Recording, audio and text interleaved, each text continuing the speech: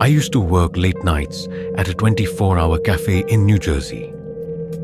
It was a quiet gig. Just me, a coffee machine, and the occasional night owl. I had a love-hate relationship with it. I loved that there were so few customers, meaning less work and more time to relax. I hated it because those long hours alone could feel eerie. For the most part, nothing strange ever happened. But one night something did. It was around 2 a.m. and the place was empty except for one man sitting at a corner table. He hadn't ordered anything in a while, just sat there, staring at the street through the window. Something about him unsettled me. His stillness, the way he seemed to be waiting for something. I pretended to clean the counter while sneaking glances at him. Eventually, he stood up and walked toward the back hallway where the bathrooms were. I expected to hear the door open and close, but there was only silence. Minutes passed. Then suddenly, the entire cafe went dark. The hum of the fridge, the soft jazz playing through the speakers, everything stopped. I could barely see 2 feet in front of me. My heart pounded as I grabbed my phone and turned on the flashlight. "Hello," I called out. No answer. I inched toward the back, the glow of my phone trembling in my hands. "Sir, are you still here?"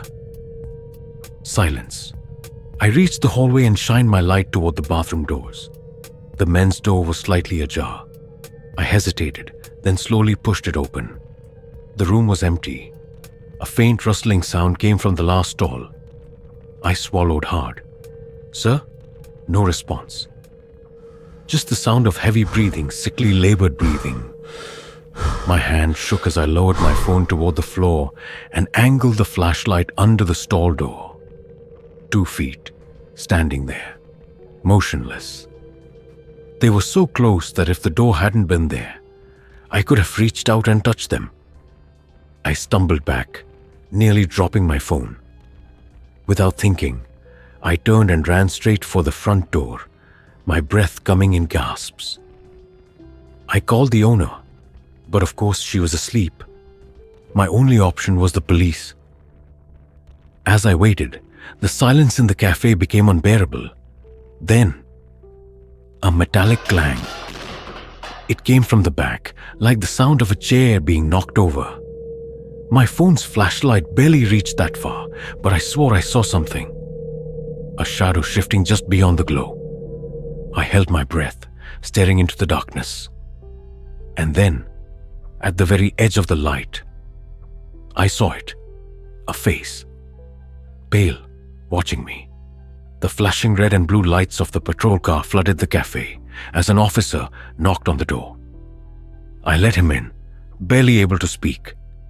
He did a full sweep of the place, checking every corner, every room. Finally, he returned. "There's no one here." I stared at him. "But he was just..." "The back door was unlocked, no?" he said. "Maybe they slipped out before I got here." The next morning, when my boss arrived, she reset the power. A simple outage, she said, nothing unusual. But when we checked the security footage together, my blood ran cold. There was no man, no record of anyone ever sitting at that table. No one walking to the bathroom, no one standing in that stall. She looked at me like I was losing it, but I knew what I saw. To this day, I don't know if she ever believed me. I don't even know what to believe myself.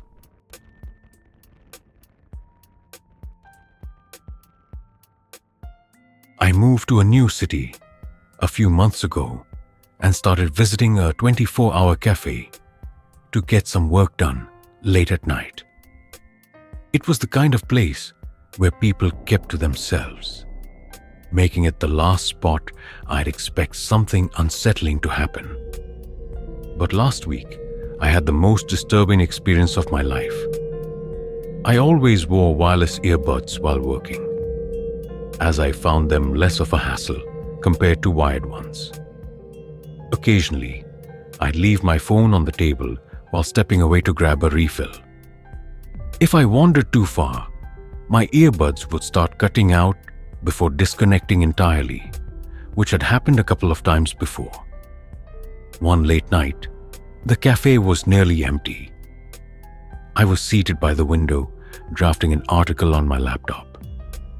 As I reached for my coffee, my music started getting staticky before cutting off completely. Instinctively, I reached for my phone, only to find the spot empty. Panic set in. I looked around and spotted only 2 other customers. A scruffy-looking man hunched over a newspaper, and another sitting near the counter, absorbed in his own phone. My mind raced. Had one of them taken it? Reluctantly, I approached the man on his phone. He barely acknowledged me when I asked if he'd seen anything, only shaking his head dismissively. Frustrated, I turned to the barista and asked if they could check the security footage. As the barista scrolled through the recordings, I watched nervously. Then, there it was, clear as day. The man by the counter had reached over and swiped my phone when I wasn't looking. Before I could react, he stood up, gave me a side glance, and slipped out the door. I ran outside, but he was gone. What hit me next was a chilling realization. I had recently disabled my lock screen for convenience. That meant this stranger now had full access to my personal messages, emails, and banking apps. The next morning, I called my best friend Daniel to warn him that I'd lost my phone. His response made my stomach drop. "Tell me you're joking," he said, voice shaking. "Someone's been texting me from your number all night, and they came to my apartment." Daniel rushed over and showed me the messages. The person pretending to be me had said they needed a place to crash after a fight with family and asked Daniel to leave the side door unlocked. Thinking it was me, he agreed. We hurried to his apartment and pulled up his security footage. What we saw made our blood run cold.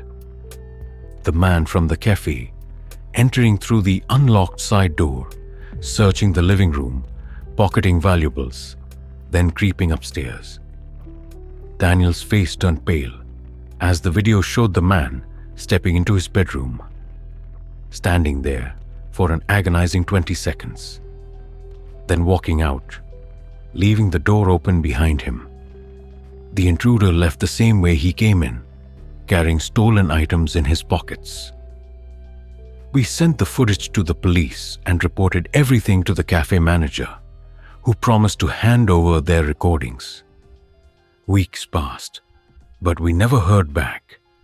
Whoever that man was, he vanished, taking not just my phone, but a disturbing piece of our sense of security with him.